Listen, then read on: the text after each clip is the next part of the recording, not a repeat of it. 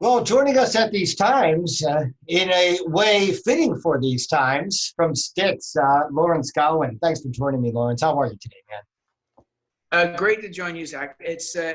I'm absolutely fine. I hope you are as well. I hope everyone in San Francisco is, and our people are recovering who've caught this thing. So we're with them, and no, everything's fine. And you Well, look good yourself. well, I appreciate you taking some time out of your day. And part of me says you might be like, well, this is the least busy I've ever been when somebody requested an interview. You know, I tell you what's funny is when about I guess it was last March. I'm going to say it was about March 11. I was on my way to the airport because Styx we were about to play a full show in starting in Manhattan at a place called the Beacon Theater. Really looking forward to it. I get to the airport, and just as I'm getting my bags out of the car, I get a call from our tour manager, go home. So I figured, oh, this might be a while. This could be maybe a couple of weeks, maybe. And I'm thinking, oh man, I'm gonna have to find something to do. I've been busier. I can't wait to get back on the road and relax again. Yeah.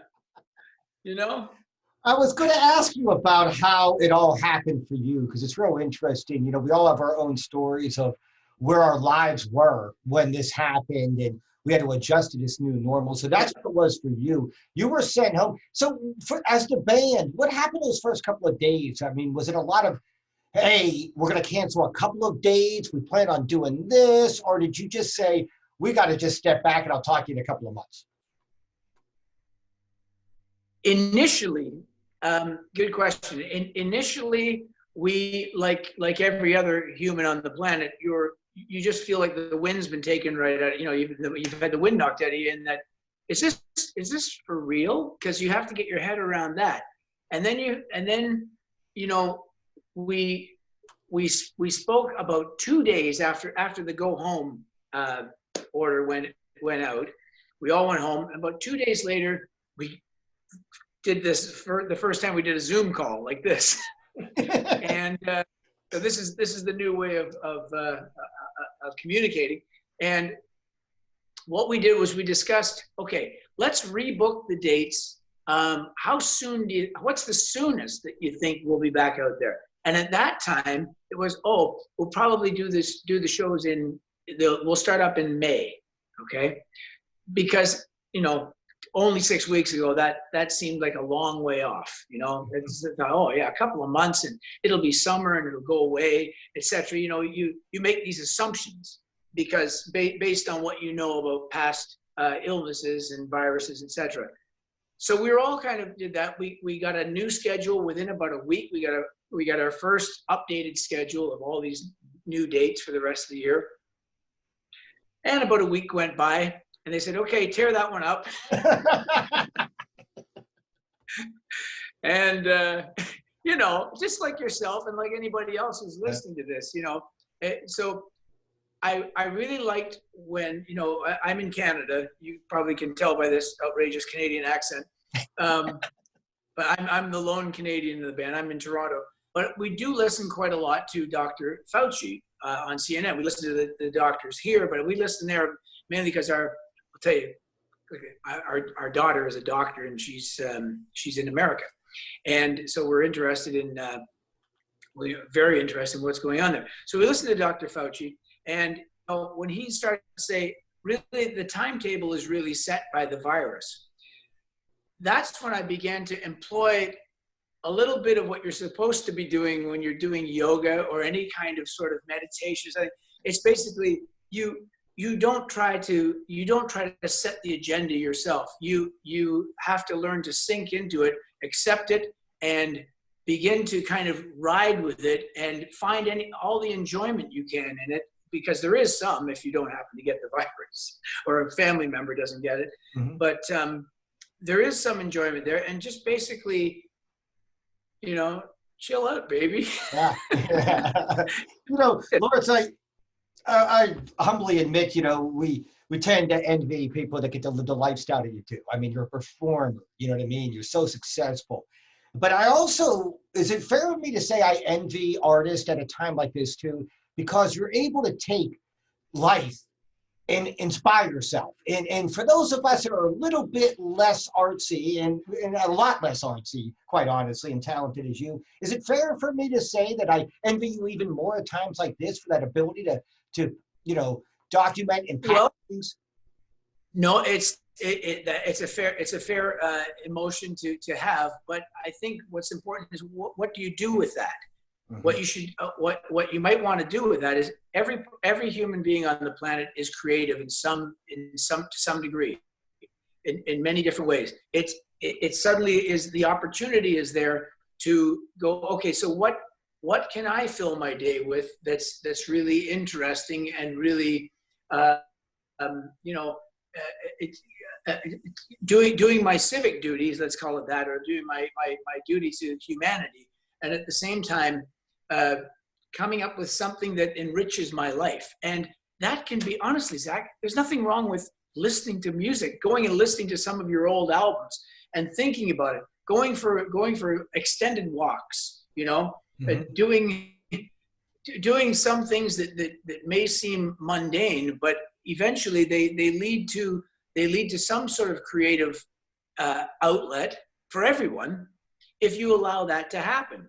And I think that's the opportunity that everyone's facing. And we could come back from this. We could come back from this better people in a way. I'm dismayed when I see some people that are already taking a rather militant backlash in some ways to this. That dismays me, but I hope that they come around to discover something like that, something creative within themselves, something that's a little more a different philosophy, shall we say. Yeah, definitely. Well, I know you're really busy, and I want to talk about what you're doing. But first, just to follow up on that, I mean, have you found yourself already, your art, your writing, your thoughts already? Is it too early in this to know that, the things that are going to come forward from you as an artist are going to be affected by this? Has it already happened? Yeah. Well, with Styx, you see, we were about 3/4 of the way through making our next album. Right. Okay. And we had studio time booked in between these dates that we were about to do. So that was unfortunate that went away. But again, it gives you that extra step back for a moment to take a look at what we're doing. And we've got a couple of fresh ideas There you go. that will eventually become part of the whole process of making the next record. And so, yeah, we are determined to take advantage of the situation any way we can, knowing that, quite frankly, we may be, on the one hand, as you said, you can be envious of artistic people because they can go to their art, but for what we do, it requires large audiences and large groups of people that are crammed very close together. Mm-hmm. We will very likely be the last part of the economic chain to be reintroduced to it. So I expect we'll all come back with some pretty long, some ZZ Top beards and some major Doc Brown hairdos. Well, I want to get into what you're doing now, and I want to peel back the curtain a little bit. Before we started this interview, we were about to begin, and you quickly got a call from JY, and yeah. I don't know if you knew this, but I've lived for many years in Chicago, so I know JY on a personal level. Okay, great. Yeah, and I can't tell you how much respect I have for, you guys as artists, but also as guys, because, I've really gotten to see, just how smart, how the vision that goes beyond, just playing the instruments and singing. Yeah, it does go well beyond that. And you guys, I've always told JY this, so I'll share it with you too. This is, to me, one of the smart rock bands. I've always said that. I don't know if you're in Toronto. Rush, I always said, is a smart rock band. You can rock out with them, but man, it's smart music. The lyrics are smart. Everything's smart about it. Yeah. So with that in mind, now you're doing stuff with the band. How are you all adjusting to this? what do we expect next now? I mean, you're remotely doing Zoom things, you're sending pieces to each other. How's it happening? Well, we are very, very stridently using technology to keep ourselves and the faithful out there, as I like to call them, connected. You know, because it's our connection with those people that really continues to make the music relevant. You know, for a good number of people on planet Earth. So we are utilizing. It's actually, you know, I just thought it's rather ironic that we bemoaned the internet and you know 25 years ago, whatever it was, when music was getting ripped off like crazy. Now we're embracing it with full arms, rounded hard, you know, because so. Well, what we've done is tomorrow night is going to be another one. We've released some live. You know, we record every show, the audio of every show, not video, but audio of every show, and we have photographers with us that take. We have a band photographer that takes pictures of every show. We've put together live shows that we've done in the past that have been like great nights. Our sound engineer just went through a bunch and kind of went, "Oh, this was a really good night." So I think I hosted last week's from here, and I think it was a show might have been from New Orleans. I can't remember, but anyway, it was a great show that he mixed and put together. Tomorrow night we have one. It comes out on Styx World or on our Styx Facebook page, and it's on YouTube. You know, it's hooked into YouTube, and so tomorrow night I know is from Atlanta. And so that comes on at 8:00 tomorrow night on YouTube. And yeah, when you and I just started talking, JY called because mainly he just wanted to see how I like the mixes of the songs. And did you? The show that's tomorrow. And did you? Yes, you did. It sounds spectacular. All right. Waste night. You'll enjoy it. Well, so there's that.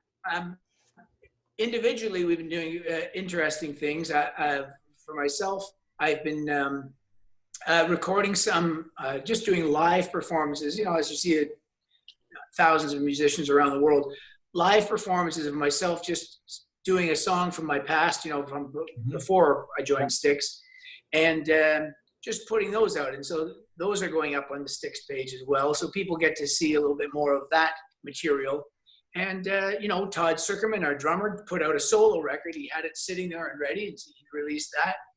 Tommy's been doing really interesting things. I saw, you know, musically he's been, actually very interesting. I just saw a stream that he did where Tommy and Kevin Cronin just had a conversation like you and I are having, and that went up on the page. It was very interesting. So technology is suddenly our best buddy.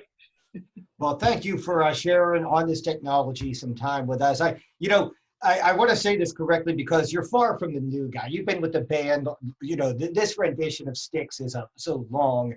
And today, this day, 24th of April, this is the day that I went to Tommy's house, met JY, Tommy, Todd Zuckerman, and our manager. And that was in 1999. So that's 21 years today. Yeah, exactly. So I'm legal. I should break, actually.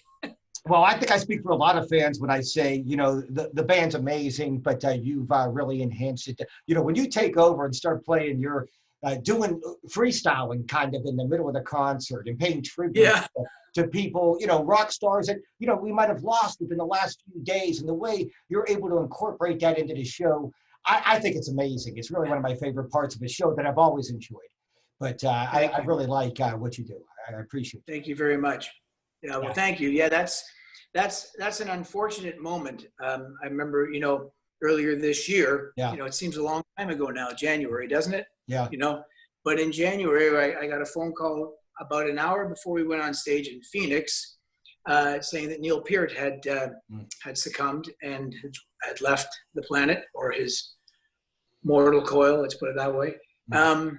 And I was managed before I joined Styx, I was managed by the same company that managed Rush, a guy named Ray Daniels that managed Rush. He managed myself. And so I knew those guys. Alex Lifeson played guitar on an entire album of mine. Geddy Lee, I've known for, you know, since 1982, or, you know, we're friendly. But Neil, I'd only had a couple of really good maybe 2 conversations with. One really good one, and one kind of just a friendly, "How you doing?" But the one good one we had was about lyrics and how to write lyrics on the road, and that sort of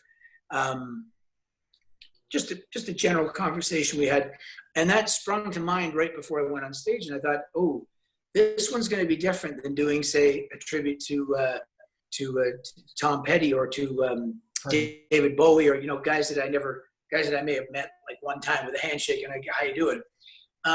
So I did Limelight because I really love the lyrics to that song, and that actually was the song we had the conversation about.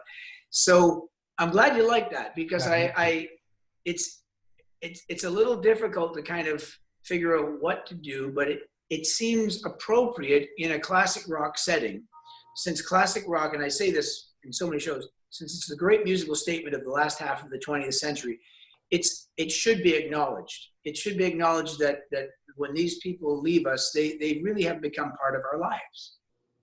And, and Limelight is, of course, a very ironic take on that, but it is what it is. They are part of our lives, and it's a sad moment, and a moment to, really reevaluate just how much that music has meant to us.